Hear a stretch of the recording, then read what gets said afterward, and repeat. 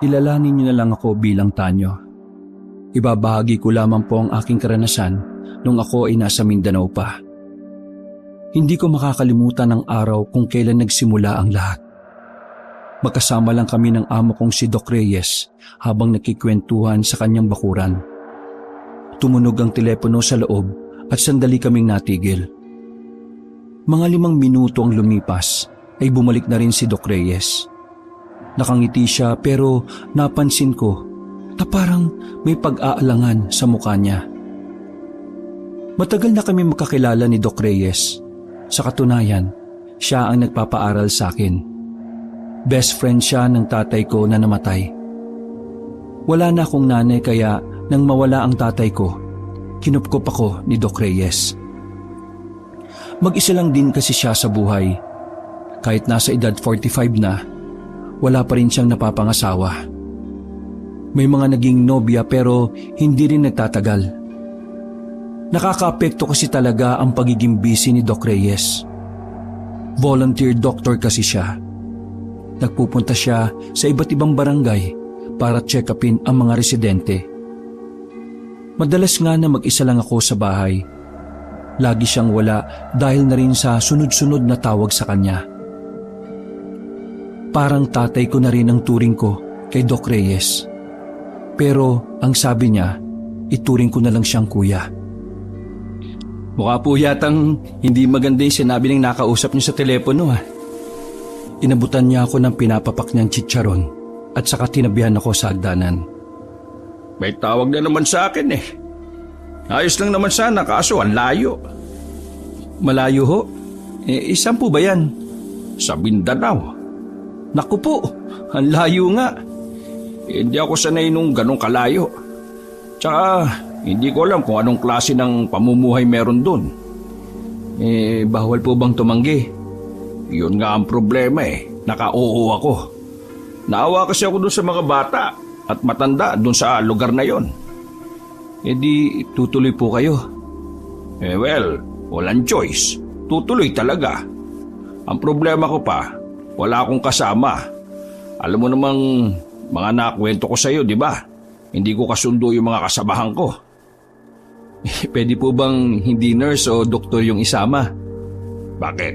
Gusto mo ba? Kung pwede lang ho. Ako na lang po yung sasama sa inyo. Oo nga no. Bakasyon nyo naman sa school, di ba? Mabuti pa nga ikaw na lang. Sasabihin ko na lang na lalakad ako mag-isa pero isasama kita. Ayos! Kinabukasan ng umaga ay naghanda na rin kami ni Doc Reyes. Malalaking bag ang dala namin. Natitiyak kasi namin na tatagal kami ng ilang araw doon. Lalo na't ayon sa data na ibinigay kay Doc Reyes, marami-raming bata at matanda ang may sakit doon. Maaga rin kaming nakarating ng pier. Maganda-ganda ang napwestuhan namin sa barko. May sarili kaming higaan. Sobrang haba ng biyahe na tinahak namin. Kaya na makarating kami, nakaramdam ako ng kaunting hilo. Madaling araw na nang makarating kami sa Mindanao. Nahirapan pa kaming makahanap ng masasakyan dahil walang dumadaan sa ganung oras. Mag-uumaga na nang may isang truck ang nagmagandang loob. Ilan sa aming mga nasa pier ang naisakay. Pagsapit ng 7:00 ng umaga, bumaba na rin kami sa isa pang terminal. Sumakay kami roon ng tricycle. Tapos, bumaba kami ulit sa isa pang terminal. Nasa 4 na beses kaming nag-tricycle at sa pinakahuli ay pinilit na naming ihatid kami sa Sapang Palay. Wala na raw kasing dumadaan doon. Pero buti naman nakuha ang driver sa pakiusap. Habang nasa biyahe kami kabanong, ay napansin namin ni Doc Reyes na tingin ng tingin sa amin yung driver. Medyo nakakailang na rin. Pero ang sabi ni Doc Reyes, wag ko nalang daw pansinin. 2:00 na ng hapon nang ihinto kami ng driver sa gilid ng kalsada. Ilang lakaran na lang ay bungad na ng Sapang Palay. Kaya hindi namin maintindihan kung bakit hindi pa kami doon hininto. Oh, anong problema? Pasensya na ho pero bawal kasi akong pumasok dyan eh. O bakit naman bawal? Parang may bahid ng takot ang mukha ng driver. Hindi siya mapakali. Galaw ng galaw yung daliri niya at kung saan-saan tumitingin. Basta, pasensya na Ayaw ko lang magsalita, baka mapahamak pa ako. O bakit ba? Ano bang meron sa baryo na yan? Hindi na nagsalita ang driver. Tinulungan niya na lang kaming ibaba ang mga gamit namin. Nung mga oras na yon, nawiwirduhan na talaga kami sa lalaki. Nagsimula na siyang mamutla na hindi naman namin alam kung bakit. Bago niya paandarin ang tricycle, may sinabi pa siya sa amin. Hindi ko alam kung ano ang gagawin niyo dyan sa Pampalay, pero sana makauwi pa kayo sa inyo ng ligtas. Napanganga na lang kami sa sinabi niya at sa kanya pinaharurot ang tricycle. Samantalang kami naman, pinagtulungan na lang namin bitbitin yung mga gamit namin. Baka po meron siyang kaaway dyan o baka lagi pong may nag-aaway sa baryo na yan. Ewan ko ba? Weirdo si Manong mabuti pa, hanapin na lang natin yung bahay na titira natin. Sana naman maayos yung bahay para kahit mapaano makatulog naman tayo ng maayos. Grabe, ang haba ng biyahe. Nang makapasok na kami sa bungad ng Sapampalay, hindi namin inaasahan na sasalubungin kami ng nagsisilbing kapitan doon, si Kapitan Jerry. Medyo puti na ang buhok niya. Sa pagkakasuri ko, parang nasa 50 anyos na rin. Kayo na ba yung doktor na padala ng mga taga Maynila? Ngumiti si Doc Reyes at nakipagkamay sa kanya. Oo, ako lang po yung doktor. Assistant ko po yung kasama ko. Ay, ganun ba? Paano? Tumuloy muna kayo sa barangay at doon ay may nakahandang kainan para sa pagdating ninyo. Ay talaga ho ba? Ayos. Oo naman. Ganito kagiliw mga taga Sapampalay. Lubos nga ako nagpapasalamat sa iyo, Doc Reyes. Tama ba? Oo, tama ho. Doc Reyes na lang po ang itawag niyo sa akin. Kap Jerry na rin lang ba ang itatawag ko sa inyo? Tumungo na lang ang kapitan habang naglalakad kami patungong barangay. Yung ibang tao na nadaanan namin ay nakatingin. Hindi ko alam kung nararamdaman din ba ni Doc Reyes yon, pero nakakailang ang mga titig nila. Makahulugan ang mga tingin nila at ang iba naman ay parang nagugulat. Sa isip-isip ko na nga lang, hindi pa ba sila nakakakita ng gwapo at bakit parang hindi sila makapaniwala? Pasensya na kayo Hindi ako nakapagpalinis dito sa bakuran. Pero hali kayo, pasok na kayo at magkakainan na tayo. Medyo may kalakihan ng barangay pero hindi pa finishing ang mga pader. Pagpasok namin, bumungad agad ang mahabang lamesa. May mga pagkain ang nakahanda. Mga kasama, eto na yung doktor na gagamot sa mga residente natin. Ngumiti kami sa kanila. Nakipagkamay pa nga si Doc Reyes. Samantalang ako, nasa gilid lang. Hindi ko talaga mapaliwanag ang nararamdaman ko. Pakiramdam ko, may kakaiba talaga sa mga tao roon. Magandang hapon po sa inyo. Ako po si Doc Reyes. Kinagagala ko pong makilala kayong lahat at ang buong barangay. Silang lahat ay mga kagawad ko. 3 lang sila. Namatay kasi yung 4. Naramdaman ko ang biglang pagbigat ng atmosfera. Naging seryoso ang mukha nilang lahat. Kung hindi niyo po mamasamain, ano po bang nangyari doon sa kanila? Huminga ng malalim ang kapitan at saka nagsalita. Namatay sila dahil sa sakit. Wala kasing napapasyal na doktor sa baryo namin noon. Ilang beses na kami nag-request ng tulong sa Maynila, pero wala Laking pasasalamat ko na nga lang nang sa wakas, may mabuting loob na duminig sa hiling ko. Bilang kapitan, ayaw kong makita na naghihirap ang mga residente ko. Maging si Doc Reyes nung mga sandaling yon ay napabuntong hininga na lang din. Wag po kayo mag-alala. ngayong nandito na po ako sa baryo sa Pampalay, gagawin ko ang lahat ng makakaya ko para sa mga tao. Nako, maraming salamat talaga sa iyo, Doc Reyes. Naway pagpalain ka ng Panginoon. O paano? Kain na! Lalamig ang pagkain! Umupo na kami sa harap ng lamesa at nagsimula na rin kumain. Ang sarap ng pagkain nila. Masasabi ko na talagang iba ang pagkain sa probinsya kumpara sa Maynila. Pagkatapos namin kumain, hinatid na kami ni Kap Jerry sa binakante niyang bahay para sa amin. Bago umalis si Kap Jerry, narinig ko sa usapan nila na tatagal kami roon. Kinawayan pa kami ni Kap Jerry habang papalayo siya. Maayos ang bahay na nilaan para sa amin. Malinis na rin. Walang ikalawang palapag pero maayos, malinis naman ang ibaba. Mas okay siguro kung yung bahay natin yung nasa Bukana, no? Nasa pinakadulo yata tayo eh. Pero ayos na to. Ang arte ko, no? Yung bahay namin ay napapalibutan na ng mga punong saging. Pwedeng-pwede nga raw kaming pumitas kahit anong oras. Mas maganda nga po siguro talaga kung sa Bukana kasi papaano kapag may emergency, baka tayo yung huling maisalba. Nako, gumana naman yung imahinasyon mo. Pumasok na rin kami sa loob. Inilagay namin ang mga gamit sa aparador na parang antigo na. Ito lang ang kwarto, pero double deck ang higaan. Tanyo, matulog ka muna. Matutulog din muna ako. Wala tayong maayos na tulog sa biyahe eh. Gumising na lang tayo sa gabi at magluto ng makakain. Sige po, Doc. Sa ilalim nakahiga si Doc Reyes, habang ako naman ay nasa itaas. Ako ang mas nakakakita ng labas dahil sa bintana nakaharap ang higaan ko. Paghiga ko ay agad akong dinalo ng antok. Ang sarap ng tulog ko. Hindi ko na namalayan ang oras. Nang magising ako ay madilim na sa labas.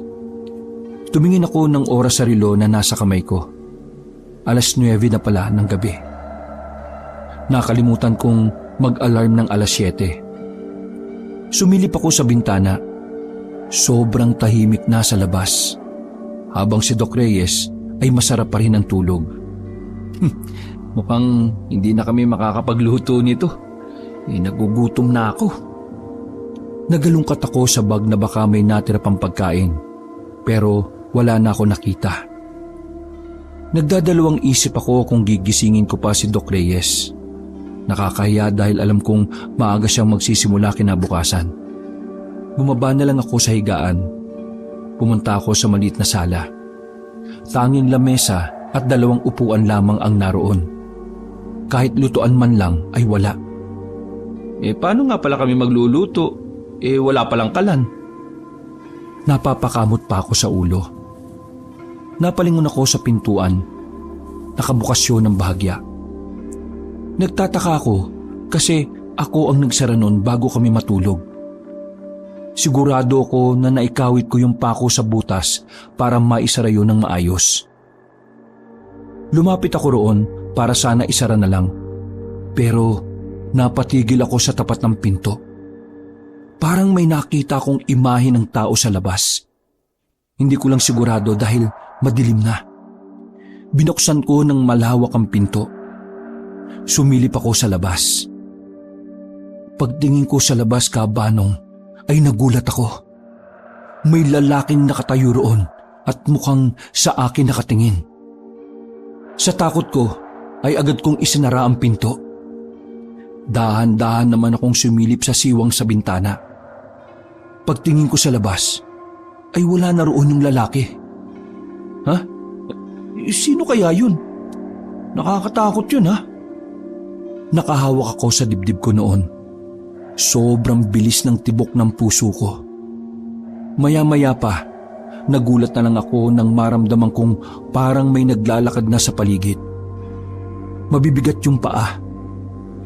Naghanap ako ng maaring ipalo.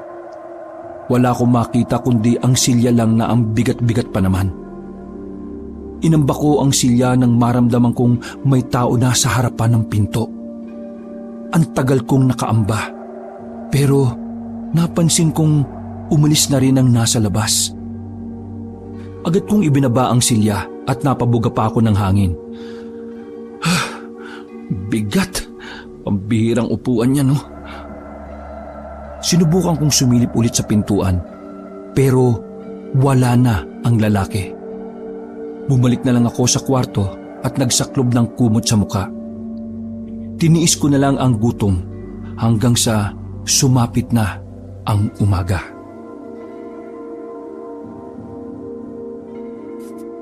Hindi na ako nakabalik sa pagtulog, Kabanong. Inabutan na ako ng umaga nung mga sandaling yon. Naganda na lang kami ni Doc Reyes nung umaga. Nanghiram kami ng isa pang lamesa para sa gaganaping konsultasyon ng mga tao. Napagkasunduan kasi ni Kap Jerry at Doc Reyes na sa bahay nilang papuntahin ng mga tao para daw hindi na rin kami mahasel. Ang kaso nga lang, mag-aalas 9 na ng umaga pero wala pa rin tao sa bakuran namin. Nung una inakala namin na baka walang alam ang mga residente na sa bahay gaganapin ang konsultasyon. Kaya naman inutusan ako ni Doc Reyes na pumunta ng barangay para ipaalam sa kapitan ang lagay ng sitwasyon. Napakamot na lamang sa ulo si Kapitan Jerry nang nagsabi ako sa kanya. Ay, pasaway talaga ang mga taong yan. Sila na nga ang pagagalingin, ayaw pa nila. Kita ko sa mukha ni Kapitan ang pagkadismaya na may halong inis. Kagawad Bon! Itipon mo nga yung mga tanod at roronda tayo. Aabisuhan natin ang mga residente. Tumugon naman ang pagsang-ayo ng kagawad na yon na nasa labas. Tinapik ako ni Kap Jerry sa balikat. Humingi siya sa akin ng paumanhin dahil sa nangyari. Maya-maya pa ay lumabas na rin ako. Nauna akong umalis dahil kailangan kong balikan si Doc Reyes. Habang naglalakad, napansin ko ang mga kabahayan na nakasarado. May mangilan-ngilan na sumisilip pero mga mata lang nila ang nakikita ko. Hindi ko alam kung ano ba talaga ang meron sa kanila.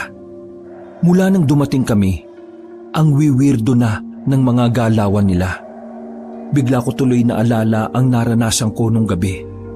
Nagdadalawang isip pa ako noon kung sasabihin ko ba kay Doc Reyes. Malayo pa lang ako ay tanaw ko na si Doc Reyes sa tapat ng bakuran namin. Nakapamewang siya. Anong sabi ni Kapitan? Roronda po daw sila at abisuan yung mga tao. Sinabihan naman nila kahapon ng mga tao, hindi ba? Hindi kaya ayaw talaga ng mga residente? Ayaw? Sino pong tao ang aayaw gumaling sa sakit? Kahit naman po siguro hayop gustong gumaling kapag may sakit. Yan nga ang iniisip ko. Pambihira. Sabi sa data, ang daming may sakit dito. Halos lahat ng pamilya may 1 hanggang 2 tao ang may sakit. Parang wala namang may sakit sa kanila Mga ayaw pumunta. Oo, kalma lang po muna tayo, Doc. Yung dugo niyo po, baka tumaas. Bumuntong hininga si Doc Reyes. Alam mo, Tanyo, sa totoo lang, nung dumating pa lang tayo rito kahapon, napansin ko nang ang weirdo ng mga tao. Tapos, alam mo yun, parang may mali rito Lumunok muna ako ng laway bago nagsalita. Nako, Doc, ganyan din po yung napapansin ko Sa katunayan po, may naranasan akong medyo nakakabahala kagabi. Nakakabahala? Bakit? Ano ba nangyari kagabi? Dumiretso na kasi ako ng tulog Nagising ako kagabi. Tapos, may nasipat akong lalaki sa labas. Nung una, nasa bakod lang siya. Ang tagal niya nakatingin sa bahay natin. Tapos nang makaramdam na ako ng pagkailang, isinarado ko na yung pinto. Lumabas siya sa mismong harapan ng pinto pero maya-maya lang, nawala na rin siya. Ay nako, alarming nga yan. Dapat masabi natin yan kay Kapitan. Natigil lang ang pag-uusap namin nang marinig namin si Kapitan Jerry na sumisigaw gamit ang megaphone. Galit na galit siyang nakikiusap sa mga tao pero ayaw pa rin lumabas ng bahay. Kahit ano pa mang sabihin ng kapitan, wala ni isa ang gustong tumugon sa kanya. Natanong kami ni Kapitan Jerry kung kaya't nilapitan niya na lamang kami. Pawis na ang kapitan at kita sa mukha niya ang matinding stress. Kaya po pala tumatagal ang sakit ng mga tao rito, Kapitan eh. Kasi parang ayaw naman nilang gumaling. Inaalagaan nila yung mga sakit nila. Ay, ewan ko nga ba sa mga taong yan. Kapag tinutulungan mo, ayaw. Kapag wag mong tulungan, may sasabihin din. Alam niyo, sa totoo lang, nung nakaraang taon may pinadalang gamot dito sa baryo. Galing yun sa isang pribadong sektor. Pero ang mga gamot na yun pinagtatatapon lang ng mga tao. Sinayang lang nila.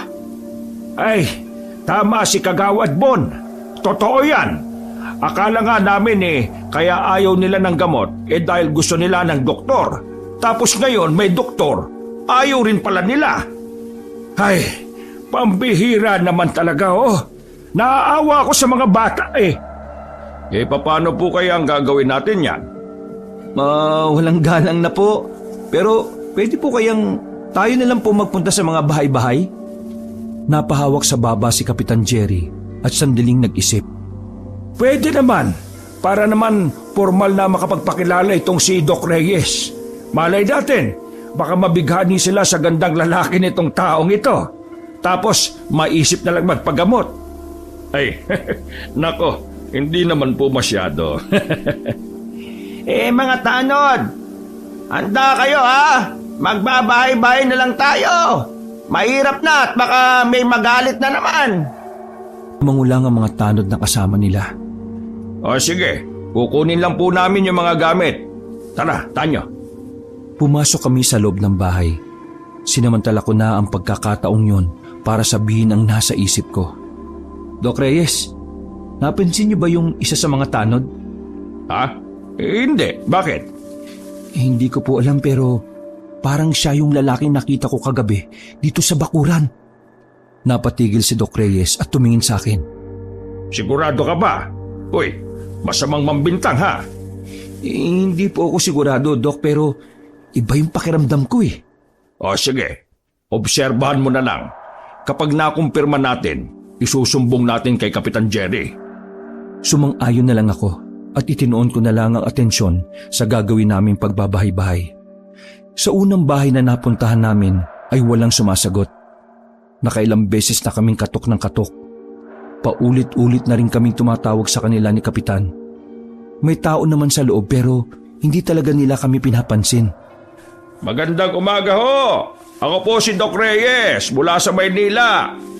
Nandito po ako para tulungan po kayong gumaling sa mga sakit ninyo.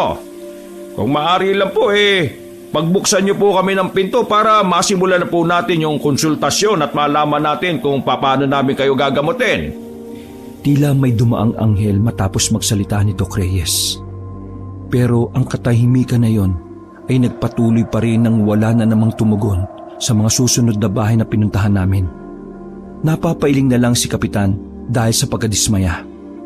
Inisa-isa pa namin ang kabahayan pero nabigo kaming palabasin sila nung umagang yon.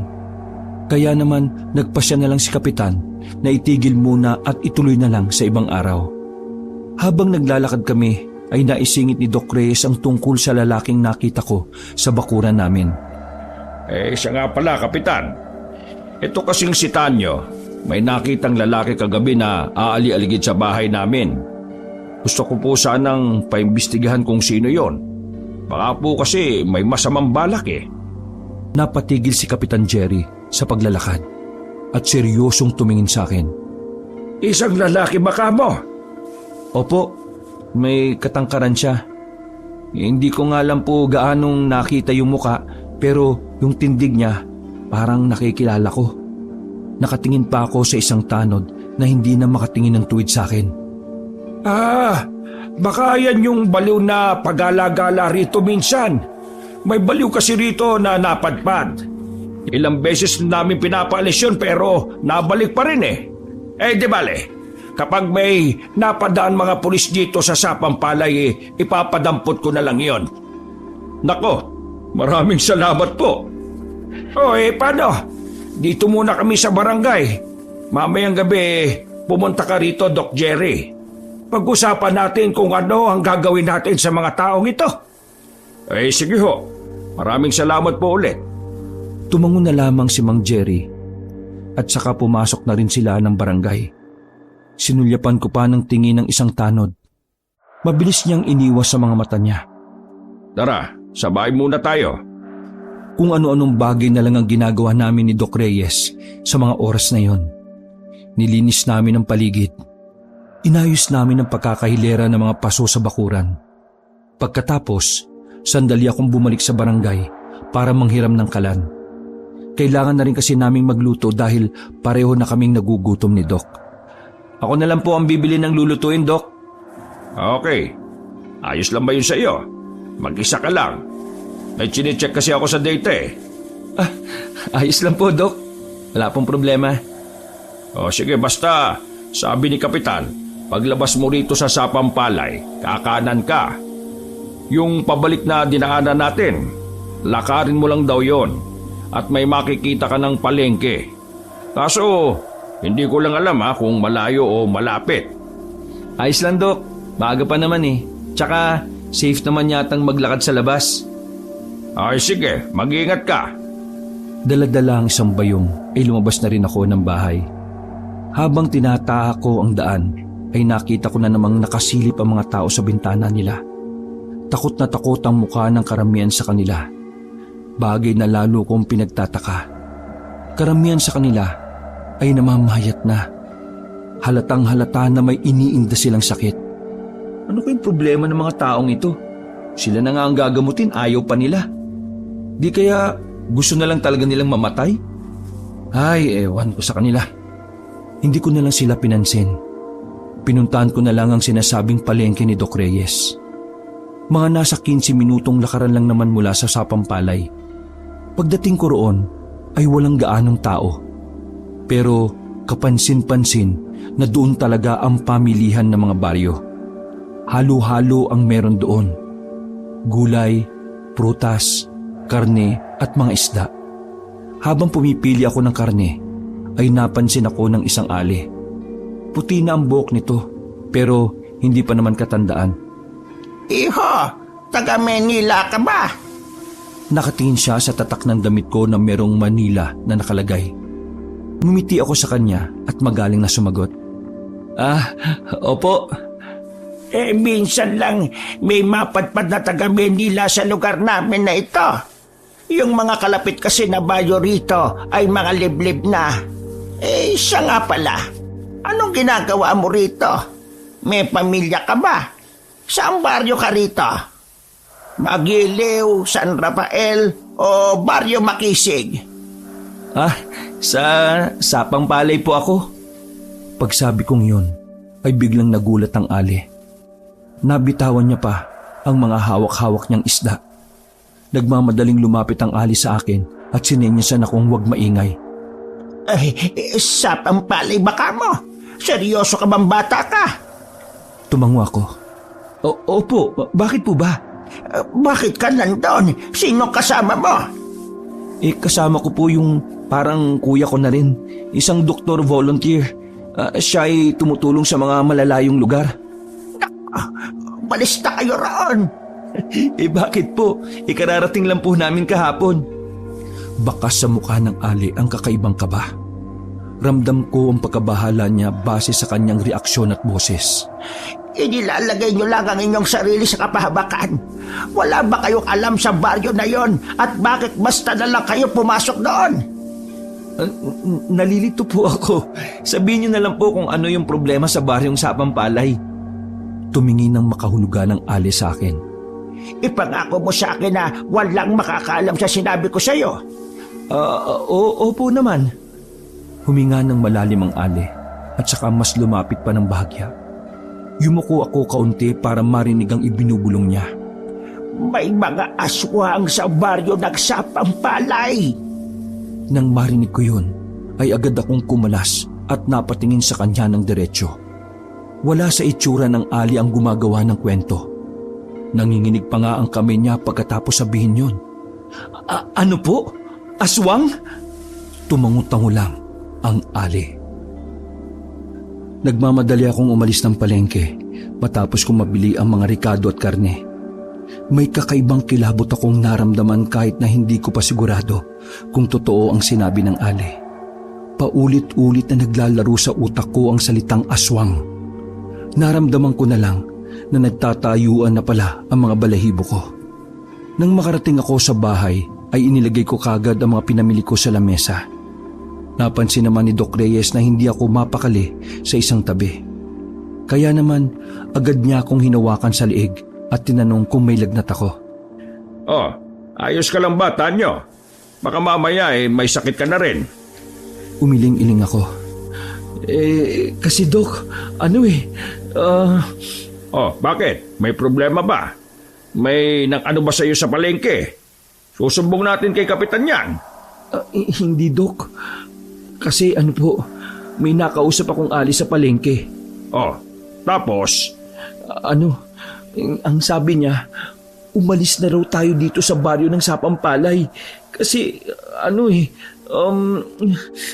delikado. Kasi, may aswang daw dito. Nagsalubong ang kilay ni Doc Reyes. Umupo siya sa upuan at parang napapaisip. Ano? Aswang? Bakit po? May alam po ba kayo tungkol sa aswang? Bago tayo pumunta rito, isa sa mga kapwa ko doktorang narinig kong may kausap na iba. Sabi niya rin, may aswang dito sa pupuntahan natin. Totoong may aswang pala dito. Hindi pa natin makukumpirma yan.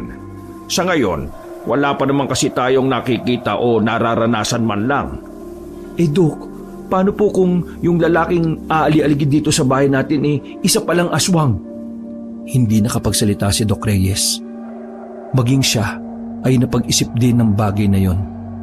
Matapos ko siyang makita, bigla na lang siyang nawala Palagay ko, Doc, aswang yung isang yun Kung totoo nga na may aswang dito, pwedeng tama yung hinala mo. Kapag nagkataon isa pala sa mga tanod ni Kapitan, aswang. Parang gano'n na nga po. Kasi yung tanod doon, pakiramdam ko, siya talaga yung umaligid dito sa bahay natin Nako, delikado yan. Dapat mag-ingat pala tayo sa mga kinakausap natin. Bakit po, Doc? Naniniwala po ba kayo sa aswang? Tumayo si Doc Reyes at saka sinimulan na ang paghihiwa ng mga rekado.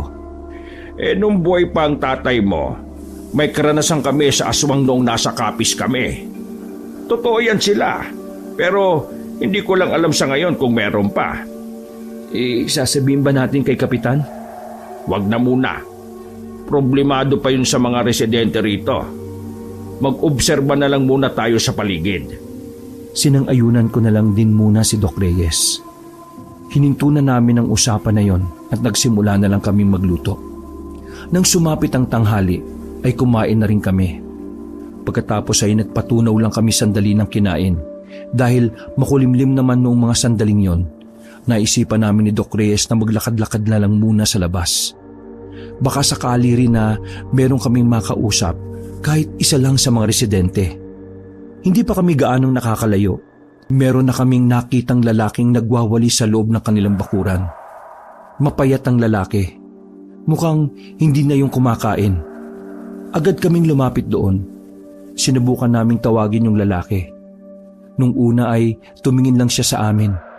Pero kalaunan ay lumapit siya at tinanong kami. Sino ba kayo at bakit kayo nandito? Ako po yung doktor na mula sa Maynila. Nandito po ako kasi humingi ng tulong si Kapitan sa amin. Ang sabi niya, marami daw pong may sakit. Kaya naman, Oo, maraming may sakit dito. Pero wala kaming balak na magpagaling. Mas gugustuhin pa naming mamatay sa sakit kaysa magpagamot sa'yo. Ramdam ko ang gigil sa tinig ng lalaki. Para siyang galit. Pero wala kaming ideya kung saan nanggagaling ang gigil niya. grabe naman po yun. Lahat po tayo deserve na mabuhay. Hindi nyo dapat sinasayang ang buhay ninyo dahil kaloob sa atin yan ng Diyos. Diyos! Walang Diyos! Kung meron, hindi niya hahayaang magkandaletse-letse ang buhay ng mga tao rito. Nangyari lang naman ang lahat ng ito nang dumating ang gagong kapitan na yan.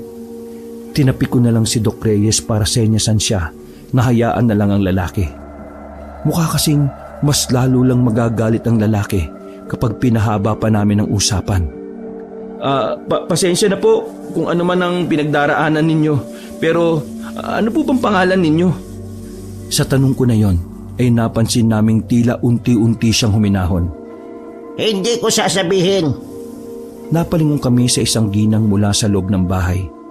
May hawak pa itong sandok at sabog-sabog pa ang buhok ng lumabas. Pero, sino ba yung kausap mo na yan?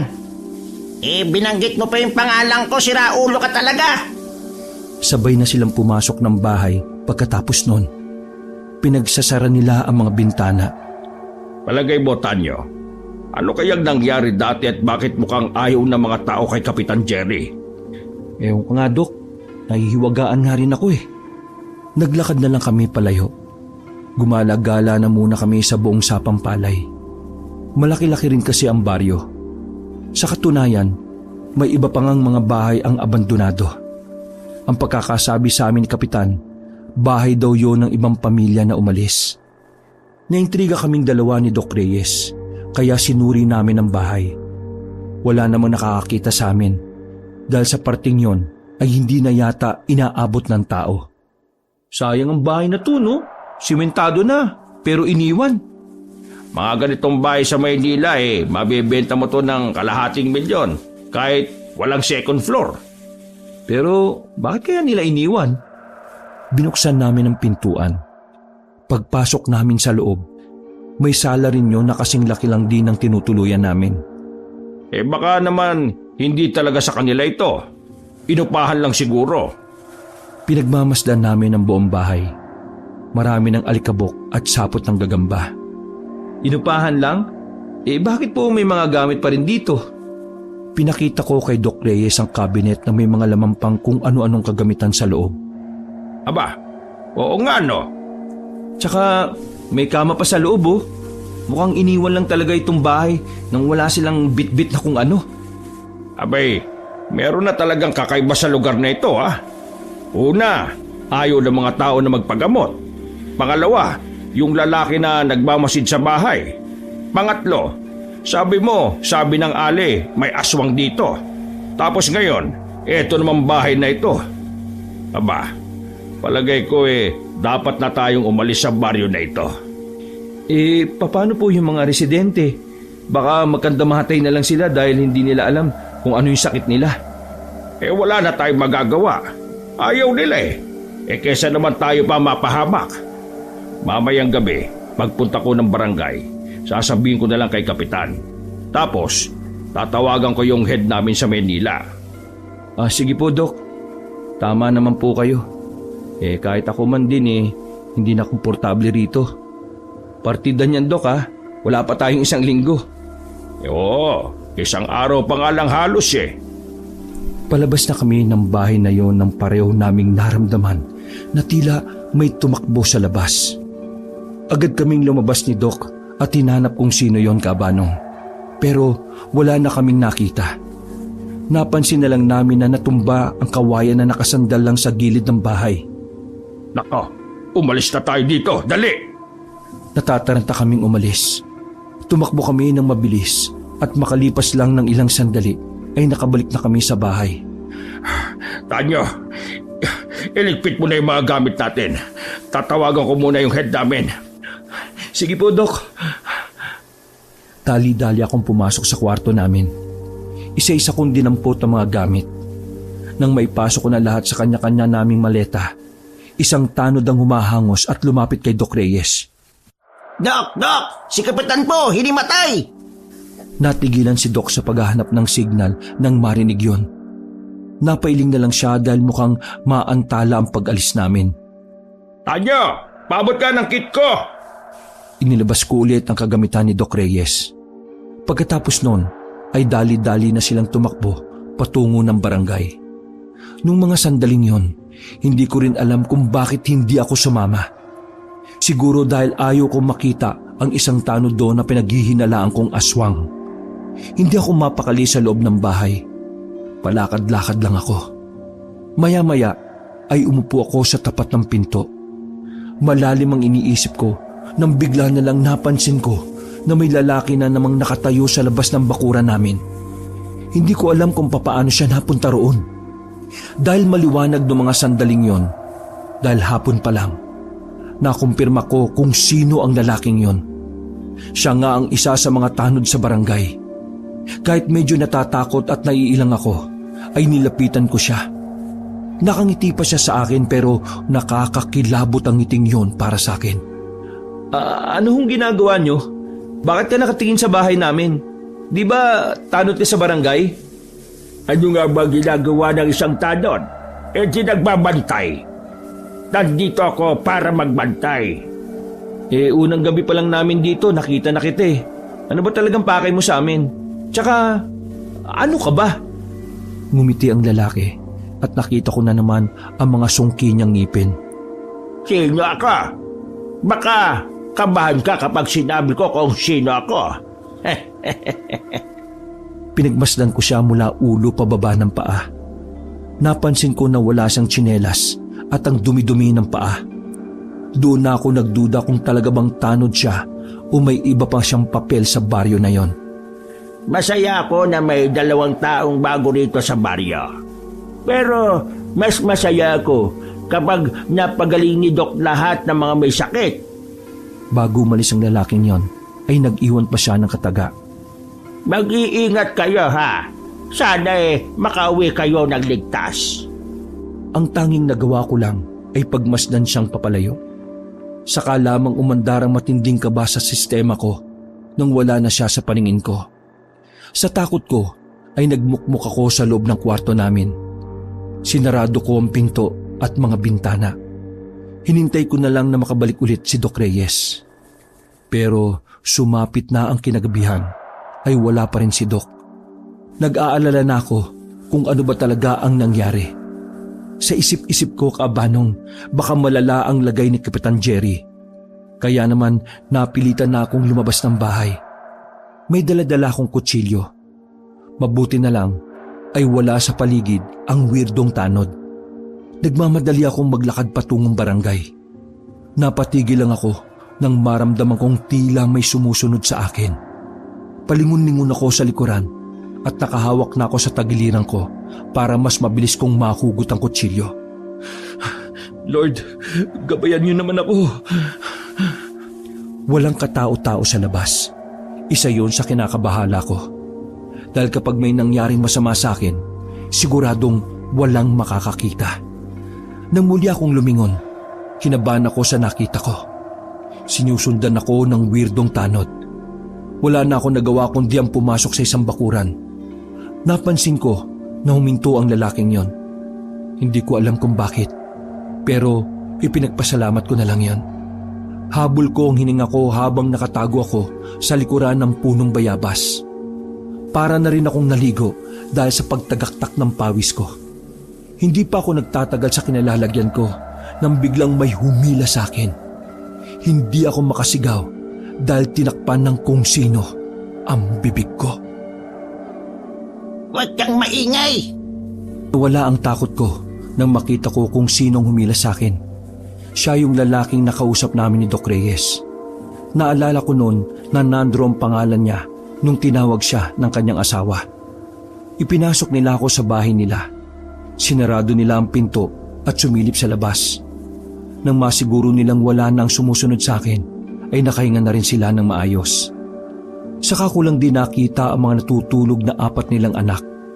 Base sa nakikita ko, ay mga wala naman silang sakit. Ewan, siguro dahil matagal ko nang kasama si Doc Reyes. Madali na lang para sa akin na tukuyin kung masama ba ang pakiramdam ng isang tao o hindi. Mawalang galang na po sa inyo pero alam niyo ba kung ano o sino yung sumusunod sa akin? Umupo si Mang Nardo sa gilid at sumandal sa dingding. Habang ang asawa naman niya ay pinapaypayan ang kanilang mga anak. Dapat bago kayo pumunta rito ay inalam niyo muna kung anong klase ang lugar na ito. Parang kayo na rin ang naghukay ng sarili niyong libingan. Iho, maniniwala ka ba kung sasabihin namin kung ano ba talaga ang meron dito sa Sapang Palay? Sa totoo lang po, kahit na wala pa kaming 1 linggo rito, marami na po akong napapansin na kakaiba. Tumingin ang babae kay Mang Nandro. Parang sinasabi nito sa lalaki na sabihin na ang dapat kong malaman. Iho, hindi dapat kayo nandito. Nasa alanganin ang buhay ninyo. Niloloko lang kayo ni Kapitan. Ano po bang ibig niyong sabihin? Pwede po bang diretsuhin niyo na ako? Hindi totoong may sakit ang mga tao rito. Ha? Sabi ni Kapitan, uso raw ang sakit dito. Makinig ka. Lahat ng tao rito ay nagpapanggap lang na may sakit. Naglalagay kami ng bawang sa kilikili namin nang sa ganun ay tumaas ang temperatura ng katawan namin. Yun lang ang paraan para makaiwas kami sa mga aswang. Sandali. Aswang po? Oo. Ang mga aswang ay hindi kumakain ng mga taong may sakit. Ang kanilang paniniwala ay mamamatay sila kapag may sakit ang taong kanilang kinain. Ang katanghan nila na yon ay sinamantala namin para maging proteksyon namin. Nagpanggap kaming may mga sakit. Pinalabas namin na meron kaming mga nakakahawang sakit na maaaring ikamatay ng isang tao. Nang sa ganon, hindi kami galawin nila, Kapitan. Medyo nagugulan ako sa narinig ko. Pero unti-unti na namang nabubuhay ang kaba sa dibdib ko. Pakiramdam ko, hindi ko magugustuhan ang malalaman ko. Medyo nalalabuan po ako. Bakit kayo naiwas kina Kapitan? Dahil sila Kapitan at ang tanod at kagawad niya ay puro mga aswang. Nagtindigan na naman ang balahibo ko sa aking narinig, Kabanong. Hindi ko inaasahan ang bagay na yon. Hindi ako kumbinsido nung oras na yon, pero nagtataka ako dahil palakas ng palakas ang kaba ko. Tahimik at masaya ang sapampalay noon. Pero isang araw, nagulat na lang kami nang mabalitang namatay ang 4 na kagawad. Pinatay sila. Walang nakakita kung sino ang pumatay. Pero malakas ang hinala ng lahat na aswang ang gumawa nun. 2 araw ang makalipas. Ang dating kapitan naman namin ang pinatay. Pagkalipas naman ng 1 linggo, dumating sila Kapitan Jerry. Nagpakilala silang kamag-anak daw ng dating kapitan. Kahit na ayaw namin, umupo siyang kapitan. Wala kaming nagawa, lalo na nang malaman namin na mga aswang pala sila. Gabi-gabi may kinukuha silang tao sa amin para gawin nilang pagkain. Kaya para matigil yon, nag-isip kami ng paraan. Natuklasan namin na ayaw nilang kumain ng mga taong may sakit.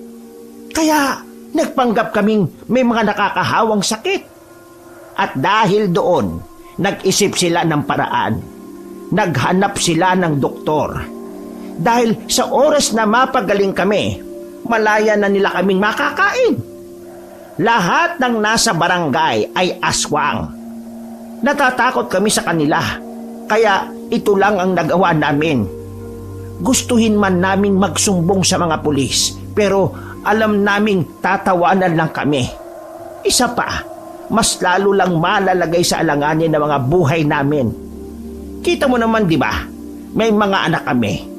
Kung kami lang mag-asawa, abay, matagal na sana kaming nagsumbong sa iba.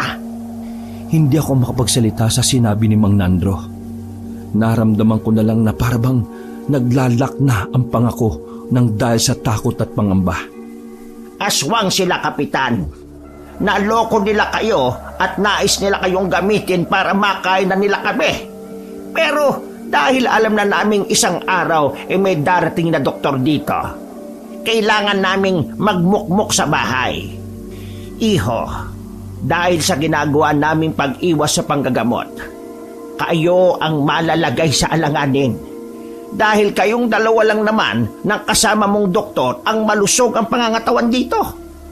Kaya kung gusto nyong makaligtas, abay, umalis na kayo ngayong gabi. Kung aswang pala sila, Kapitan, ibig sabihin, nasa panganib si Doc Reyes ngayon. Bakit? Nasaan ba yung doktor na yon? Pinuntahan niya kanina si Kapitan Jerry kasi sabi ng isang tanod, hinimatay daw si Kapitan. Ay, Diyos ko, Mariosep, naloko na ang kasama mo. Anong gagawin ko? Hindi ko alam kung paano ako pumunta doon. Baka ako naman ang mamatay. Malapit na akong maiyak ng mga sandaling yon. Inabutan na lang ako ni Mang Nandro ng isang itak na kinakalawang na ang katawan. Hindi ko maaaring iwan ang pamilya ko rito. Kaya yan lang ang may tutulong ko sa iyo. Puntahan mo na ang kasama mo. Dalhin mo yung itak.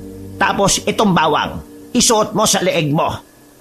Niligay ni Mang Nandro ang kwintas na bawang sa leeg ko.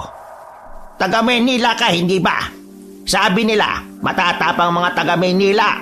Kaya, kaya mo na yan. Sapilitan pa akong itinulak ni Mang Nandro palabas ng kanilang bahay. Sa ayaw ko man o sa gusto, kailangan ko ng maglakas ng loob. Buhay ni Doc Reyes ang nakataya roon. Nanginginig pa ang tuhod ko kabanong habang naglalakad sa daan. Kapag nakakita ko ng madilim na parte, ay nagiging tamang hinala ko. Pakiramdam ko, anumang oras ay may tatalon palapit sa akin. Pero dahil daladala ko ang itak at ang kwintas na bawang, kahit na papaano ay nagkakaroon ako ng tapang. Makalipas ang ilang minuto, natanaw ko na rin ang barangay. Gumilid na muna ako dahil nakita ko ang mga tanod sa harapan. Wala akong ibang madaraanan kundi sa likuran lang. Kaya nababahala pa ako kasi hindi ko sigurado kung ano ang daratnan ko roon. Kahit maraming halamanan na may tinik ay sumuot ako roon, makalapit lang sa barangay. Nang kakaunting metro na lang ang distansya ko sa likuran ng barangay, narinig kong may nag-uusap doon. 2 tanod na nakabantay rin sa parting yon. Kaunti na lang bilog na ang buwan. Hindi na ako makapaghintay. Gusto ko nang kumain. Tako, asa ka pang maahati ang kanila.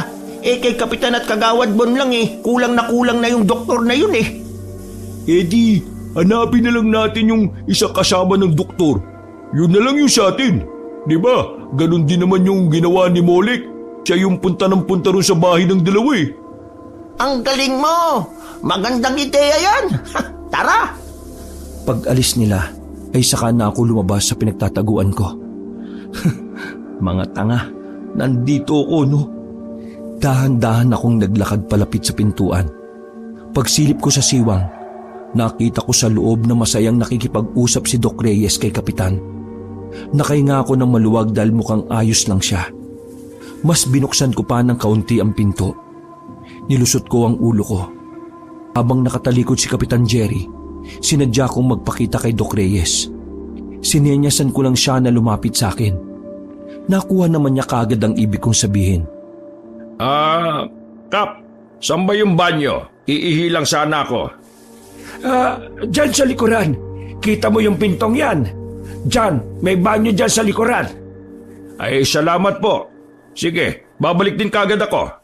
Ay, sige lang. Take your time. Nagmamadaling pumunta sa kinaroroonan ko si Doc Jerry. Hinila ko siya papunta sa maliit na banyo na naroon. Oh, bakit? May problema ba? Hindi na ako nagpaligoy-ligoy pa.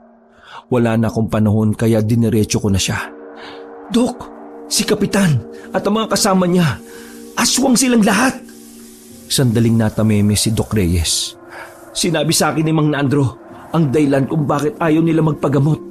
Kapag nalaman kasi ni Kapitan na magaling na sila, saka lang sila kakainin.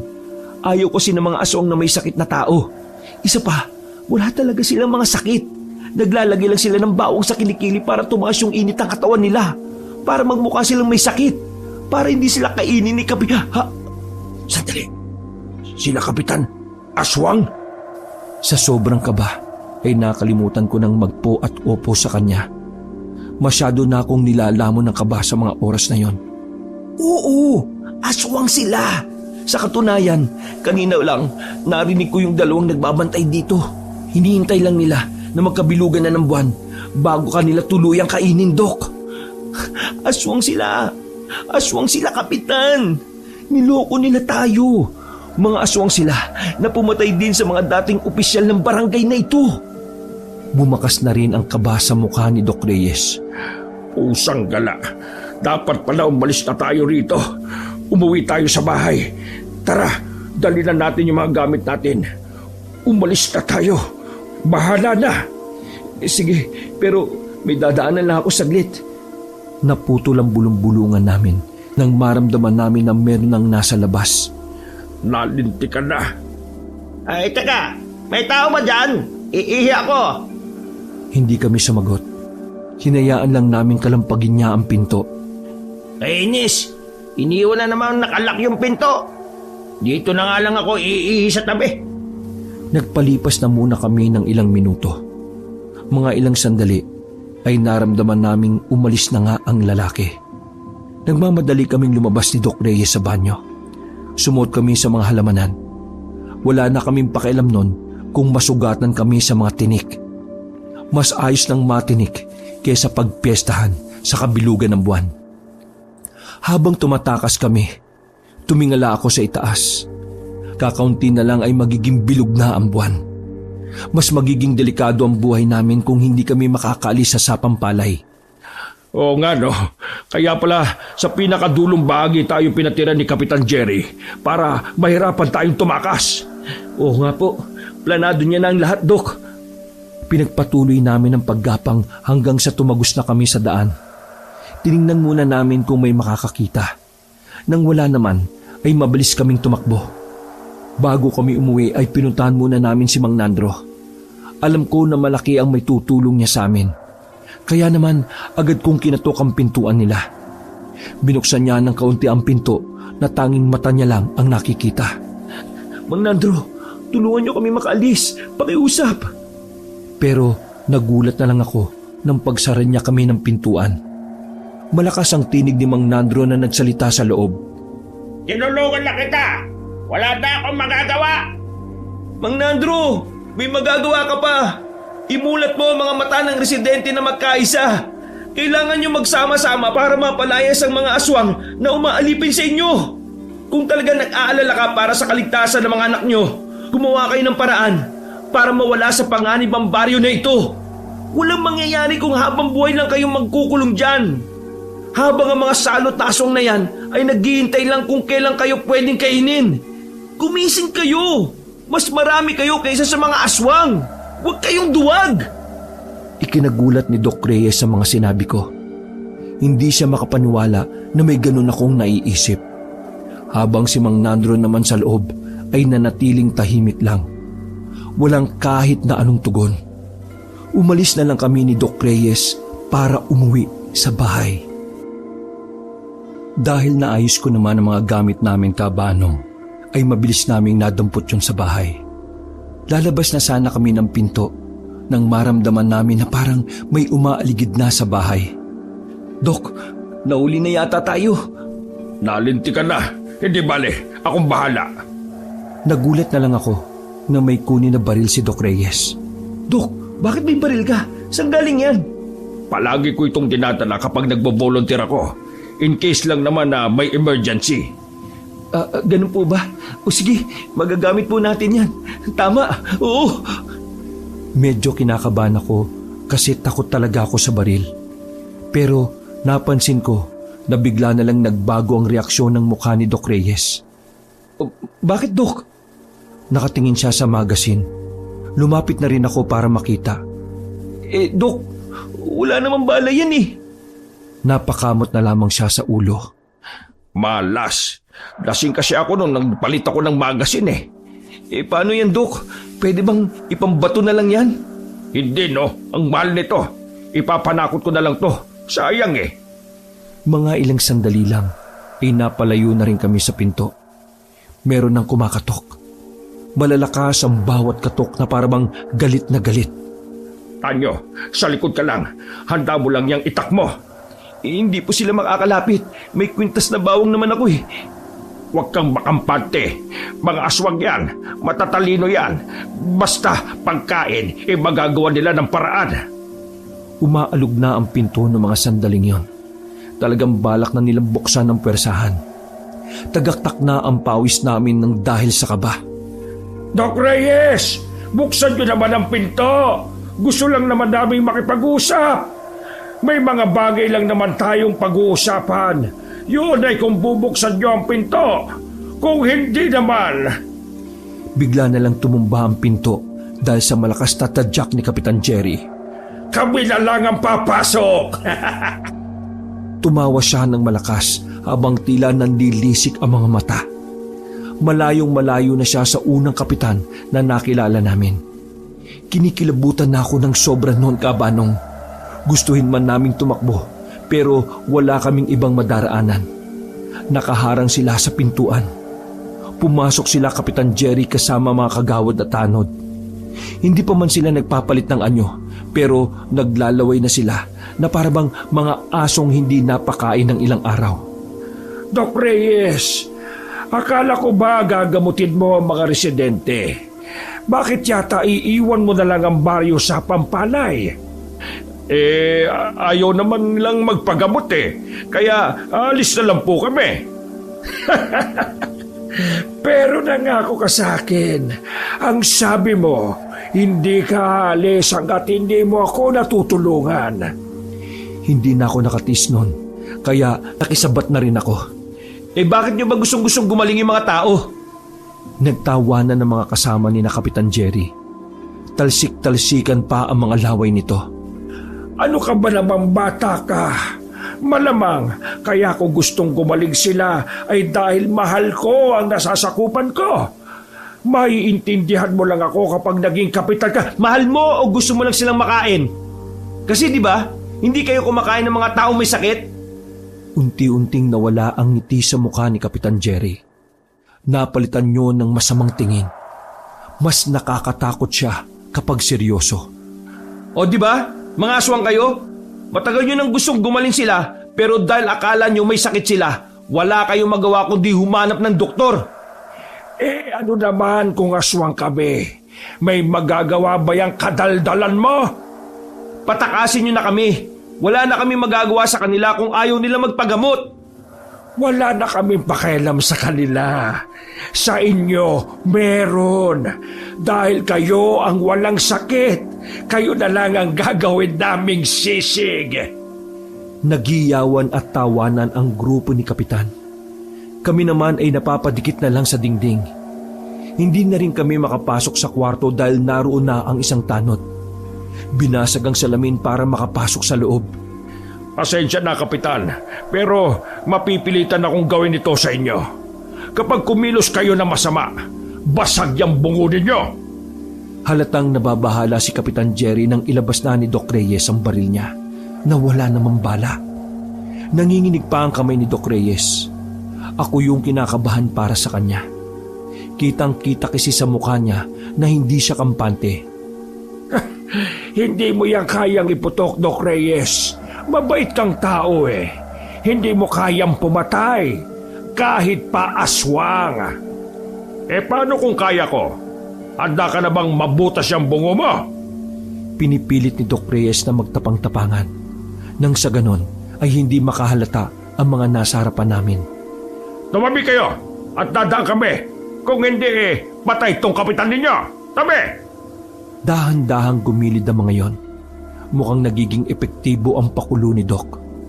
Pero kinakabahan talaga ako dahil baka makahalata sila na wala namang bala yung baril ni Doc Reyes. Naglakad kami palabas ng pinto. Nakatutok lang ang baril na hawak ni Doc sa kanila, kaya hindi sila makalabas. Doc Reyes, alam kong nagpapanggap ka lang na matapang. Kung talagang matapang ka, sige, iputok mo yan sa akin. Dali! Walang salitang lumabas sa bibig ni Doc Reyes.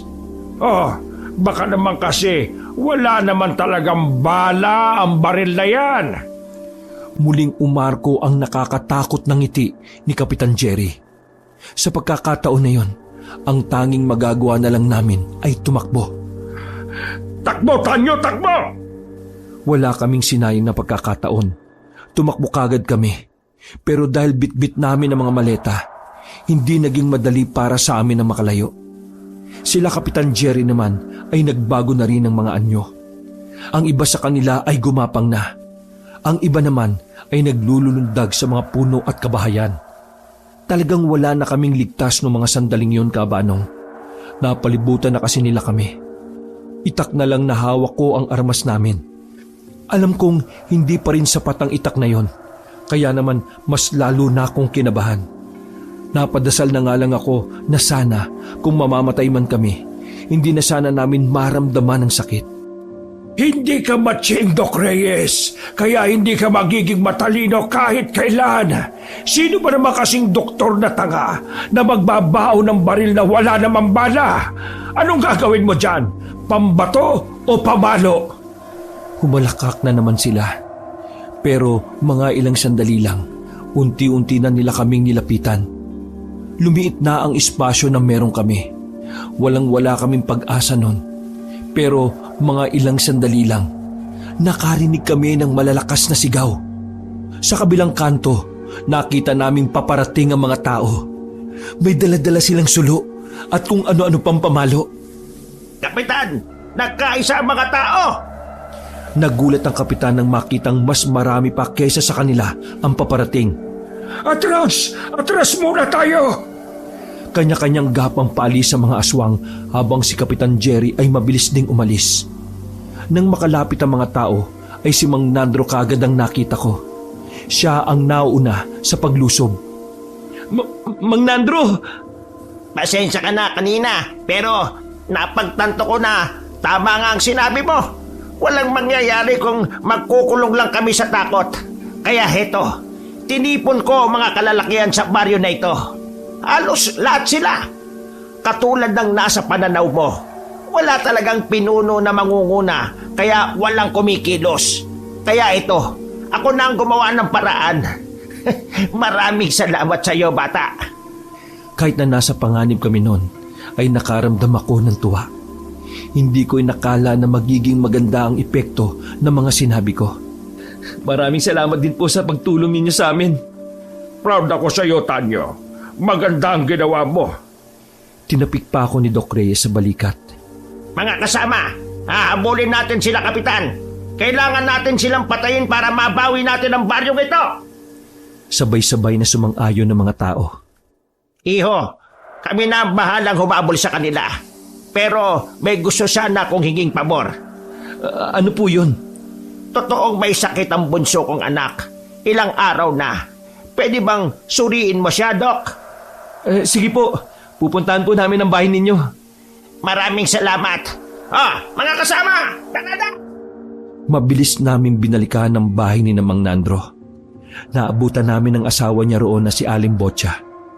Inaasikaso niya ang batang babae na bunso nila. Walang sinayang na pagkakataon si Doc Reyes. Inasikaso niya sa loob ang bata habang ako naman ay nasa tapat ng pinto. Nagbabantay ako sa paligid. Hinala kasi namin na baka may aswang na sumalisi. Mataas ang lagnat ng bata. Narinig kong sinabi ni Doc Reyes na normal na lagnat lang naman yon. Pero dahil nga hindi naagapan, ay mas tumaas pa ang lagnat nito. Siniguro naman ni Doc Reyes na walang mangyayari sa bata. May mga dala naman siyang gamot na maaaring ipainom. Habang nagbabantay ako sa tapat, nagulat ako nang bigla na lang dumating si Kapitan Jerry. Napatayo ako. Ibang-iba na ang mukha ni Kapitan. Nakilala ko na nga lang siya dahil sa suot niya. Doc! Doc! Tumakbo palapit sa akin si Doc Reyes. Anong problema? Nako, patay na! Tumayo sa harap namin ang aswang na si Kapitan Jerry. Naglalawa ang laway niya. Kitang-kita namin ang kinang ng laway niya kahit mahina ang ilaw sa labas. Pagbigyan niyo na ako. Gutom na ako. Ikaw, Doc. Ikaw na lang ang kakainin ko. Pakiusap, kakainin na kita.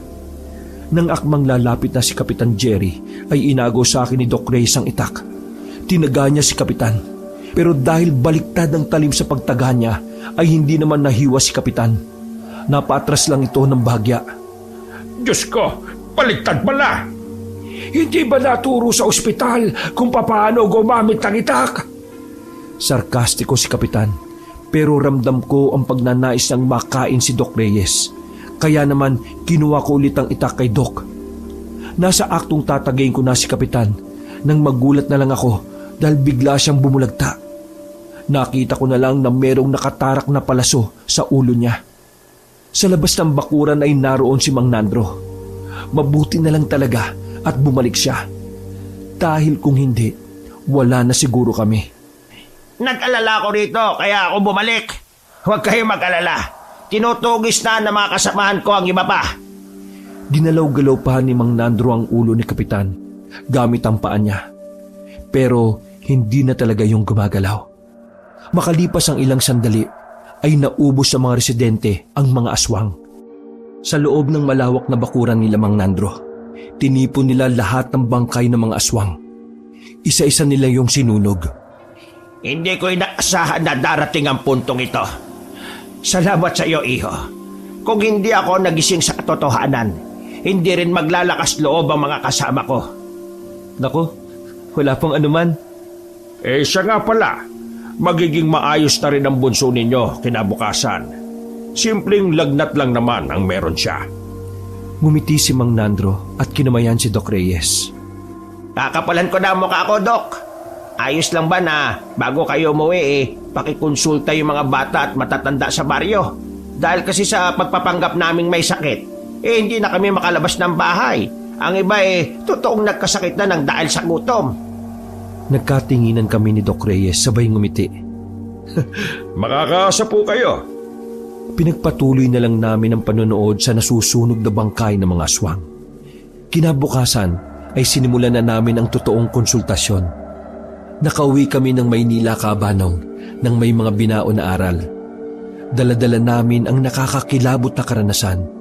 Pero ang mahalaga roon, napalaya namin ang baryo sa Pampalay sa kamay ng mga aswang. Wakas.